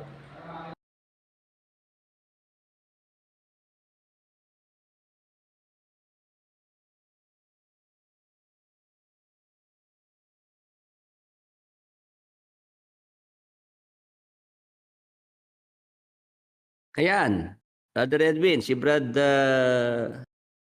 John Cedric Delim. Sa video, sinabi niya na noong siya maipag-pray natin, meron siyang naramdaman. Na nag-improve, Brother Edwin, yung kanyang kaliwang tenga, 'di ba? Naging yung pandinig niya may pagbabago, 'di ba? Kumpara doon sa dati, Brother Edwin. Opo, luminaw po yung kanyang pandinig, Brother Willie.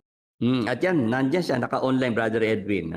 Sabi niya, ayan, basahin mo nga, Brother Edwin. Ayan, sabi ni Brad John Cedric, kinakabahan pa ako niyan. Ha ha ha. Doon sa video, ayan, baka pwedeng, ayan, i-chat niya, yung message niya, yung kanyang naging experience nang siya mag-attend dito, Brad Edwin, tapos noong siya i-lay hands at ipag-pray natin yung kanyang kaliwang tenga. Meron siyang naramdaman, di ba? Nakakaiba, Brad Edwin, may energy na, di ba yung aking kamay nga hinawakan niya, may tinanong siya sa'yo, di ba, tungkol sa kamay ko, Opo, ayan. Sabi Brother Willie niya ni Brad John Cedric, isang malaking karangalan na ma-meet ko the one and only walking Bible, Brother Willie Santiago. Yung tawag na walking Bible, si Brad Eli ang nagbigay sa akin noong ano na yan, title na yan, yung tawag na yan, Brother Edwin, ano? Oo. Oo. Brad Cedric, yung ano, yung sinabi mo sa akin noon, 'di ba? Umakyat si Brad Willie doon sa itaas dahil may kinuha siya doon sa kwarto. Ano yung itinanong mo sa akin, bakit ganun daw kamo yung kamay ni Brad Willie, bakit may kumikinig, 'di ba, bro? Yun yung tinanong mo sa akin. Nagba-vibrate, ano? Oo, Nagba-vibrate. nagba-vibrate. Oo. Ayan. Ano, paki-chat mo lang Brad Cedric para lang mabasa rin ng ating mga kasama dito sa ating talakayan. Ayan. Kasi napansin niya, noong ilay hands ko siya, nag-vibrate yung kamay ko, Brad Edwin. Di ba? Opo. Yun po yung kanyang experience, Brother Willie. Tapos noon namang hindi ako nag-pray, yung kausap lang niyang normal, di ba? Humawak siya sa kamay ko, hindi naman nagba-vibrate, di ba? Opo. Ayan. Ayan. Basahin mo, Brad Edwin, yan, yung kanya comment. Yung kamay po kasi, napansin ko po, pag nagpe-pray, nagba-vibrate, Brother Willie. Talagang mararamdaman mo yung vibration ng kamay ko pagka nilay hands ko, di ba? Yes, Brother Willie. Tas nung hinawakan ko po, malambot pa nga po. Malambot daw yung kapalan mo, Brother Willie. Alam nyo, matigas na nga ngayon ang kamay ko, Brad Edwin, eh. Kumpara nung ako'y bata pa, nung kabataan ko. Opo. Oo, kasi ngayon nagmamaneho ko, mahawak na ako ng manibela, di ba? Opo, tsaka Brad Willie, yung nabili kong walis tingting hindi maganda yung naging hawakan kaya nakakakalyo ng kamay Oo nga, di ba? Pag nagwawalis din ako rito, di ba? Kumbaga, hindi na ganun kalambot, Brad Edwin. Nalalambutan pa ito si Brad John Cedric. Opo, at saka Brother Willie, yun nga po ang naging tanong niya sa akin, ba't po Brad Edwin nung nagpe-pray si Brad Willie, kumikinig? Ano po ba yun? Ano po ba parang, ang ano niya Brother Willie, parang gawa-gawa mo lang, parang ganon. Ano yun eh? Sige, Brad Edwin, paliwanag mo. Kaya nung sabi ko, sige kako Brad Cedric, pagbaba ni Brad Willie, papahawakan ko yung kamay mo sa kanya. Makita mo kako pag hindi naman kako nagba-vibrate. Pero kako pag hinawakan ka, nag-pray, nung kako magsisimulang mag-vibrate. At pagkatapos kako ng prayer, sabay hihinto yun. Hihinto, oo. Ganun nga, Brad Edwin. Yun ang akin rin nararanasan na pag ginagawa ko na yung mag-lay hands para sa may sakit, yon, merong vibration yung kamay ko. Pero pag tumigil na yung prayer na ginagawa ko doon sa may sakit, hihinto na rin yung vibration. Opo, nagulat daw po kasi sa Brother Willie. But may ganun, may vibration. Yung kasi yung ng Holy Spirit, Brother Edwin. Yung kapangyarihan ng Holy Spirit, di ba si Kapeding dahil birthday niya noong Sunday, pinag-pray ko din, nilay hands ko rin, di ba? Opo. Yun, sabi ni John Cedric, napansin din niya nung si Kapeding nilay hands ko, nag-vibrate din yung kamay ko. Opo. Ayun. Ganun talaga pagka ginagawa natin yung pagpapatong ng kamay, yung kapangyarihan ng Holy Spirit dumadaloy sa kamay, Brother Edwin, para makarating doon sa tao. Yes, Brother Willie. At yan mula noong 2018 nung mag-start ako sa healing ministry, Brother Edwin. Opo, yun po yung healing power, Brother Willie. Yun. Yun talaga yung nangyari na noong 2018, noong aking kilalanin ng Holy Spirit na siya ang nasa likod ng mga himala at pagpapagaling na ginawa ni Jesus Christ ng kanyang mga apostol. Yun, naramdaman ko, Brad Edwin, yung power ng Holy Spirit. Dumadaloy sa aking mga kamay pagka ako'y nagpapatong ng kamay sa mga may sakit. Yes, Brother Willie. Pero Brother Willie, bago natin si Brad Henrik, John Henrik, isang request pa. Brother John Cedric, ano naman ang masasabi mo nung ikaw makadalo doon sa aming ginawang pagsamba nung nakaraang go? At kung ano naman yung mga nakita mo doon sa chapel na iyong dinaluhan. Sige po, paki-comment lang po.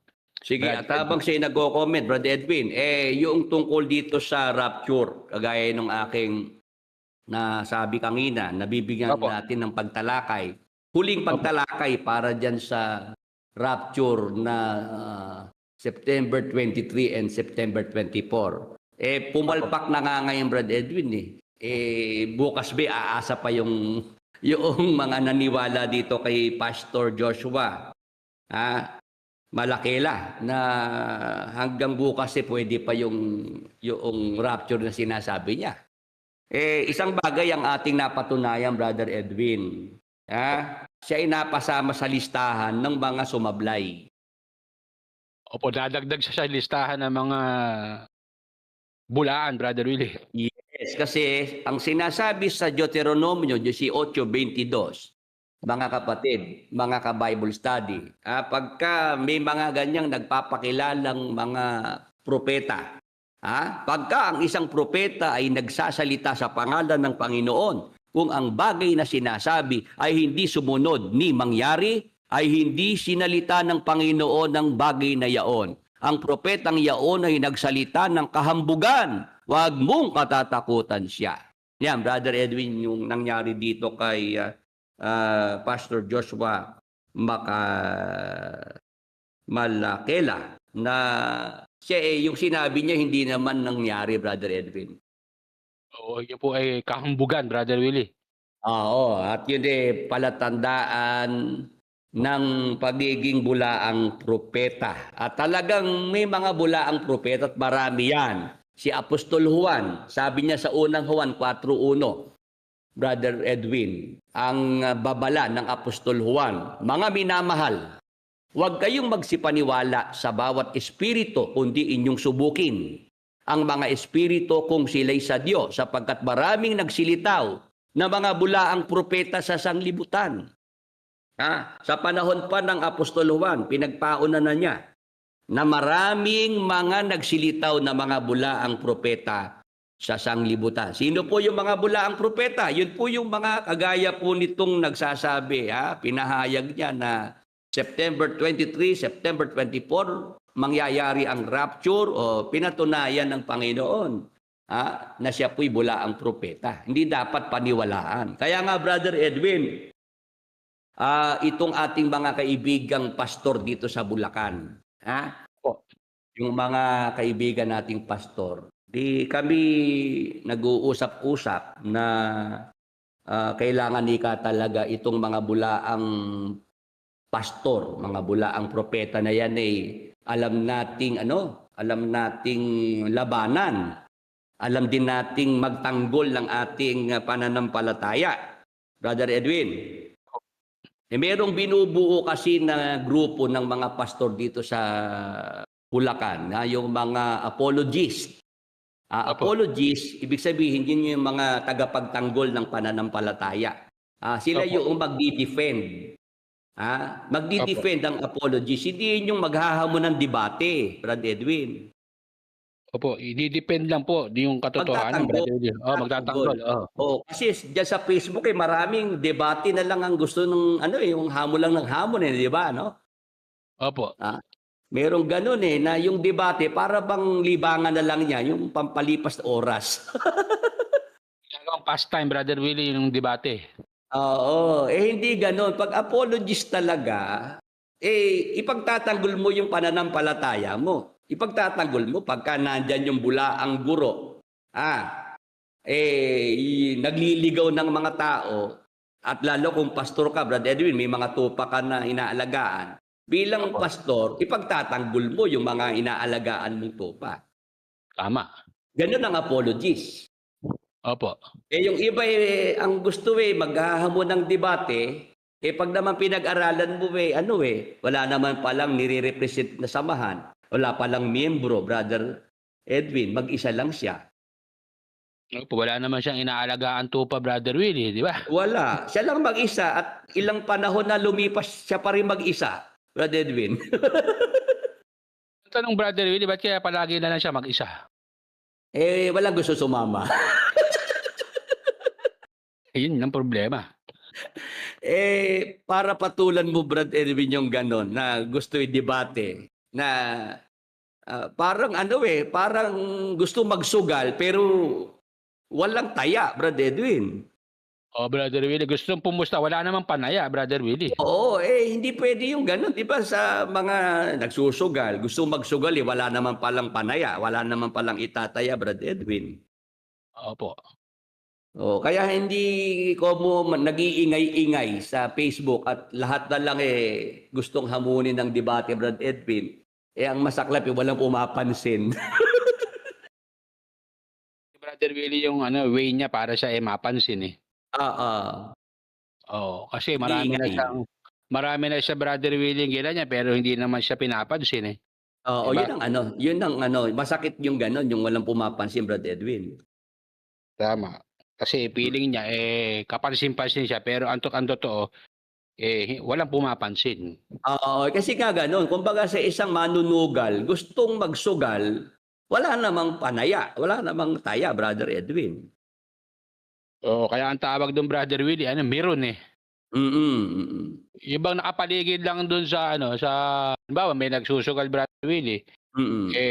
Nakapaligid kasi wala siyang wala siyang panaya kaya hindi ala siyang karapatan maglaro Brother Willie. Kaya tawag doon meron. Meron. Ang karaniwang meron Brother Willie, mas marunong pa doon sa naglalaro. Kaya nga yan, Brother Edwin, hindi ko mo nag-iingay, maingay. Sabi nga, pagka maingay, yun ang walang laman, Brother Edwin, di ba? Opo, Brother Willie. Walang laman yun, Brother Willie. Kahit sa ilog, di ba? Pag maingay ang ilog, mababaw lang yon, di ba? Tama. Pagka naman sabi ni Kabularan nung araw, lata ng bagoong na walang laman, maingay kasi yun.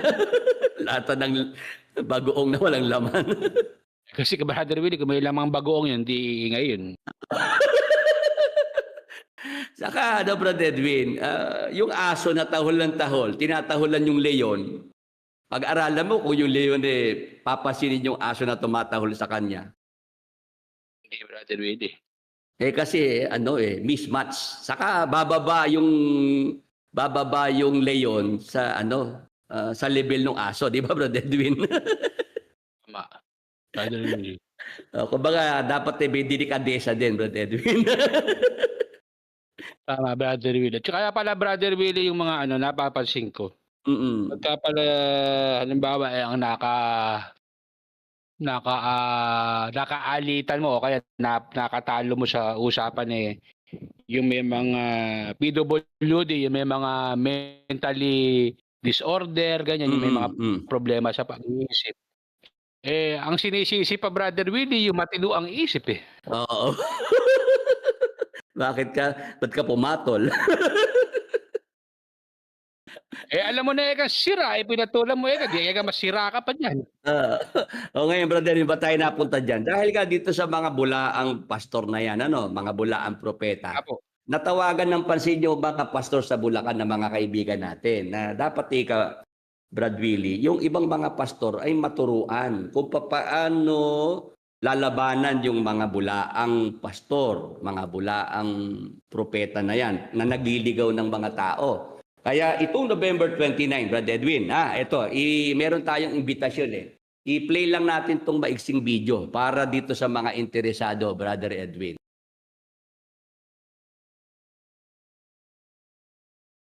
Defending the Truth, November 29th, join Christian Apologist Philippines for a one-day conference on biblical truth, reasoned faith, and bold witness. Featuring Bishop Ray Aramis, Brother Willie Santiago, Pastor J.A.R. Aranzanso, and Doc Ronald Abidos, leaders teaching apologetics, church history, and practical gospel defenses. Expect workshops, live Q&A, and real-world responses you can use next Sunday. Training to stand firm with grace, bring your Bible and your toughest questions. Register now.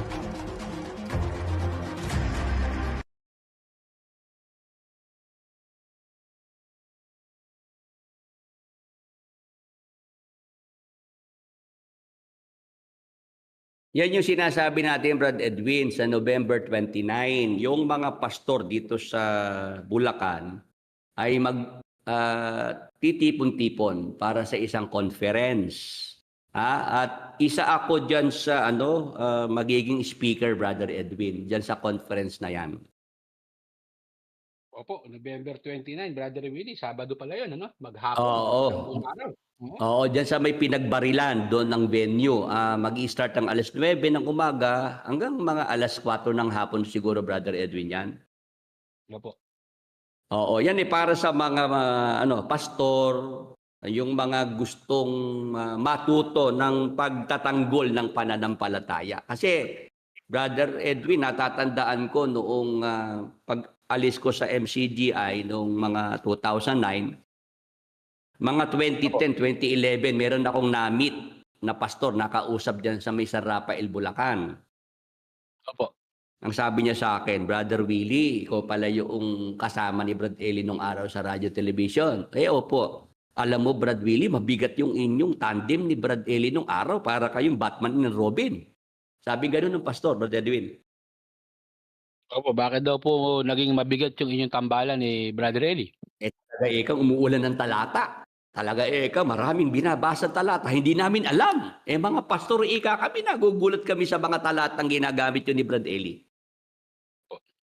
Sabi nung pastor, alam mo, Brad Willie, meron ding naituro na maganda sa amin si Brad Eli kahit papano Ano po yun, pastor? Yung magbasa kami ng Biblia. Kasi marami sa amin hindi na talaga nagbabasa ng Biblia. Nung lumitaw kayo ni Brad Eli, nabulabog kaming mga pastor. Kumbaga sana naobliga sila, Brother Willie, no? Oo, talaga aminado yung pastor na kausap ko na yung mga talatang ginamit namin nung araw, hindi niya alam, hindi niya nabasa. Brother Edwin. Opo. Opo, Yun kaya ang oo. gulat na gulat sila, Brother Willie, no? Oo, na yung palang mga talatang ginamit ni Brad Eli, dahil bago sa pakinig nila, hindi sila pamilyar. Kaya ang nangyari Brad Willie, marami kaming mga miyembro na lagas. Mga nakuha ni Brad Eli, napunta sa samahan nyo. Ayun. Tama po. Kaya natuto kami na magbasa, mag-aral din ng Biblia. Yun nga yung sinabi ko dito sa aking mga kaibigan pastor ngayon, na dapat talaga ang mga pastor ma-train at mabigyan natin sila talaga ng mga yung mga hindi nila na lalaman pa. Kaya nga diyan sa November 29, isa ako sa speaker, dati kasi ko sa MCGI. I-share ko yung mga maling turo, maling paniniwala sa MCGI para pag halimbawa masasalubong ng mga pastor itong mga nasa MCGI, alam na nila, Brad Edwin, kung paano magtatanggol. Yes, Brother Willie, kasi nakita nila, Brother Willie, kung paano mo naman nagulat si Brother Willie. Oo, tapos nandyan din sa November 29 si Brother Ronald Obidos. Si Pastor Ronald Obidos. Dati namang saksi ni Jehovah, dating Sabadista. Ngayon born again. O siya rin mag-share ng kanyang kaalaman bilang dating saksi ni Jehovah, bilang dating Sabadista, Brother Edwin.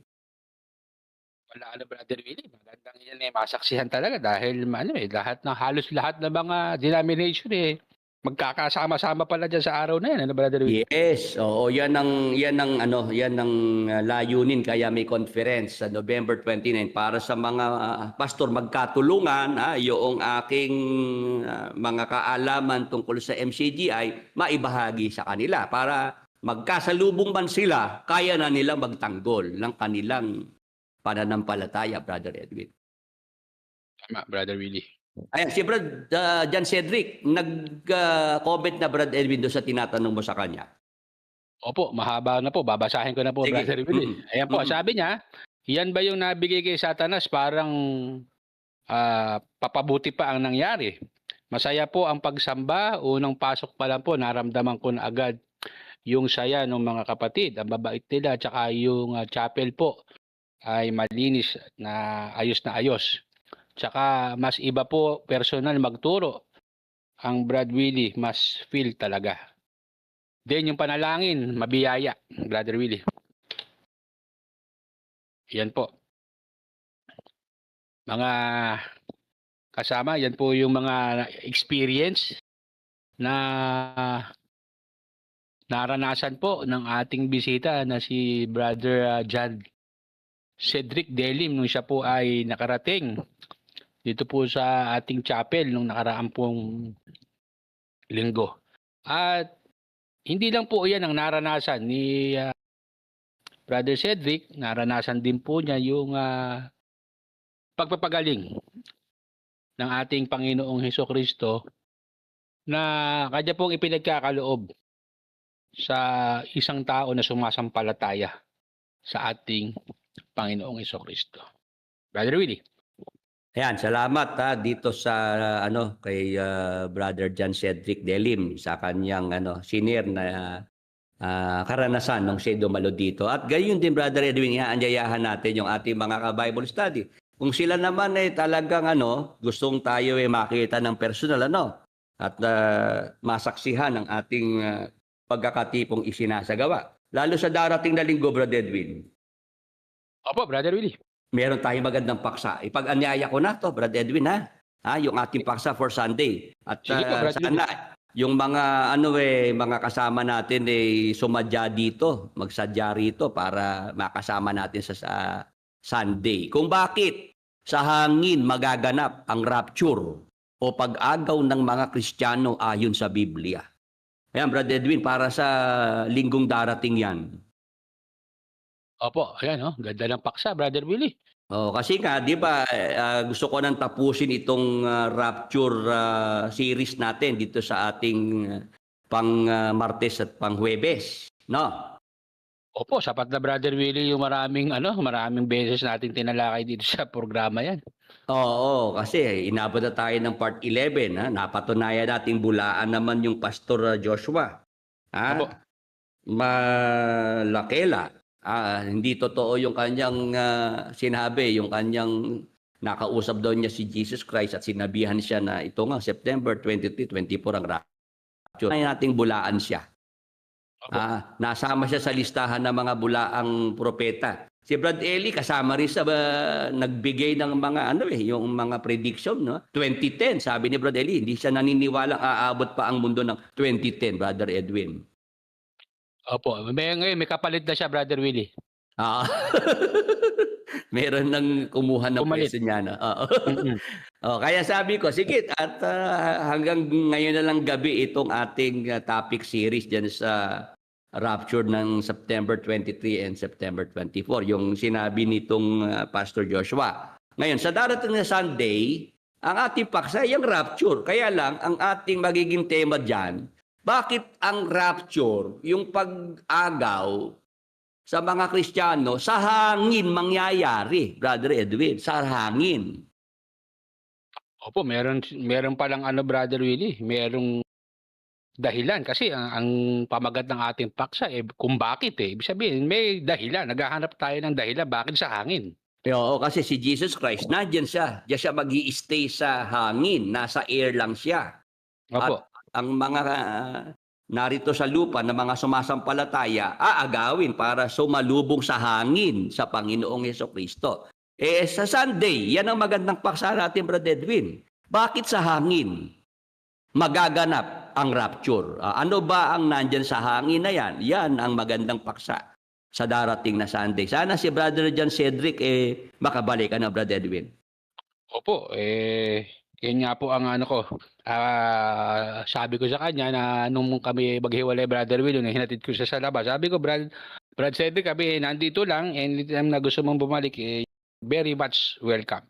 Yes. Sige, Brother Edwin, may prayer request ba? Sige, at kung meron diyang prayer request, bigyan na natin ng pagkakataon. At habang hinihintay din natin ang prayer request na ipagkakaloob ng ating mga kasama. Pakibigay lang ang pangalan ng tao na may sakit, kung ano sakit karamdaman ng tao. Yun ang ating hinihingi sa mga prayer request na ipagkakaloob. Sige, Brother Edwin, kung meron dyan sa yung prayer request. Sige po, yung pong aking kasama sa trabaho, si Russell, ay ate pong ipag-pray sa kanya pong sakit na cervix cancer stage 2. Sige po, sa pangalan ni Jesus at sa dugo ni Jesus, Amen. Cervix cancer stage 2 ay inuutusang umalis, mawala, sa katawan ni Russell Juan. Sa pangalan ni Jesus, sa dugo ni Jesus, ipagkaloob ang kagalingan, kasiglahan at kalakasan sa buong katawan ni Russell Juan. Be healed and be restored. In Jesus' mighty name. Thank you, Lord Jesus Christ. Amen. Amen. O, Galing Brother po Will. kay Brother Philip Lopez, sakit sa baga, hirap sa paghinga. Edgar Casiano Lopez, pa-pray po. Maraming salamat po, Brad Willie at Brad Edwin. Okay? Sa pangalan ni Jesus, sa dugo ni Jesus, sakit sa baga at hirap sa paghinga, inuutusang mawala sa katawan ni Edgar Casiano Lopez. Sa dugo ni Jesus, ipagkaloob ang kagalingan sa baga, sa buong katawan, maginhawang paghinga kay Edgar Casiano Lopez. Be healed in Jesus' mighty name. Thank you, Lord Jesus Christ. Amen. Para kay John Cedric Delim, yung kanyang tuloy-tuloy na kagalingan sa kanyang kaliwang tainga, tuloy-tuloy na paglinaw, paglakas ng kanyang pandinig, Brother Edwin. Ano? Yes, Brother Willie. Sige, Brother John Cedric, pakihawakan mo yung iyong kaliwang kamay at sumabay ka dito sa ating gagawing commanding prayer. Sa pangalan ni Jesus at sa dugo ni Jesus, mahinang pandinig sa kaliwang tainga, inuutusang umalis, mawala kay John Cedric Delim. Sa pangalan ni Jesus, kagalingan ay padaluyin sa kaliwang tenga ni John Cedric Delim. Ipagkaloob ang malakas na pandinig. Be healed and be restored in Jesus' mighty name. Thank you, Lord. Jesus Christ. Amen. Ayan. Sa lahat ng narito ngayon sa YouTube, sumabay po kayong magtaas ng kanang kamay at sa pananampalataya po ay utusan natin ang mga sakit karamdaman na yan sa ating mga katawan. Paalisin po natin. Gayon din sa ating mga mahal sa buhay. Sige po, sa pangalan ni Jesus at sa dugo ni Jesus, inuutusang umalis, mawala sa ating mga katawan, sa ating mga mahal sa buhay, anumang sakit, anumang karamdaman. Sa pangalan ni Jesus, sa dugo ni Jesus, ipagkaloob ang kagalingan, kasiglahan at kalakasan sa ating mga katawan, sa ating mga mahal sa buhay. Be healed and be restored in Jesus' mighty name. Thank you, Lord Jesus Christ. Amen. Ayan, sa ating mga ka-Bible study na tumanggap ngayon ng kagalingan mula sa Panginoong Hesukristo. Kung kayo po ay gumaling, instant healing or gradual healing po ang ipinagkaloob sa atin ng Panginoong Hesus. Magpasalamat po tayo sa Kanya. Gawa po tayo ng short video testimony, written testimony bilang pagpapasalamat sa kabutihan ng ating Panginoong Hesukristo. Tayo po ngayon ay sama-sama na pong mananalangin ng pagpapasalamat sa Panginoon, pagtatagubilin para po sa buong magdamag na ito ng ating pagtulog sa buong magdamag. Manalangin po tayo mga kapatid. Panginoon naming Diyos, amang banal na dakila at makapangyarihan sa lahat. Sa pangalan ng aming Panginoong Hesus, sa kapangyarihan ng Espiritu Santo. Sa dugo ni Hesus, tanggapin mo po, Ama, ang aming tao sa pusong pasasalamat. Marami pong salamat, Ama, sa buong maghapon, sa iyong pag-iingat, pagliligtas mo po sa buhay ng bawat isa sa amin. Bagamat meron pong bagyo sa aming bansa, masama ang panahon, salamat, Ama. Ligtas ang bawat isa sa amin, ang aming mga mahal sa buhay. Salamat din po, Ama, sa lahat ng mga biyaya, pagpapala na ipinagkaloob mo sa maghapon. Salamat, Ama, sa gabi pong ito, pinagkaloob mo po sa amin na muli po kaming makapag-aral at matuto ng iyong mga banal na salita. Salamat, Ama, sa patuloy na kagalingan na ipinagkaloob mo po sa aming mga sakit at mga karamdaman, pati na sa aming mga mahal sa buhay. Salamat po sa iyong kabutihan. Salamat po sa iyong pagmamahal. Tawarin mo po, Ama, ang lahat ng aming mga kasalanan. Sa gabi pong ito, Ama, pagpalain mo po ang lahat ng mga nakasama po namin sa Bible studying ito. Ang aming mga kaibigan, mahal sa buhay, maging ang aming mga kaaway. Liwanagan mo po, Ama, ang kanilang mga pag-iisip, hipuin mo po ang kanilang mga puso. Bigyan mo po sila ng pagkakataong maunawaan nila ang iyong banal na kalooban.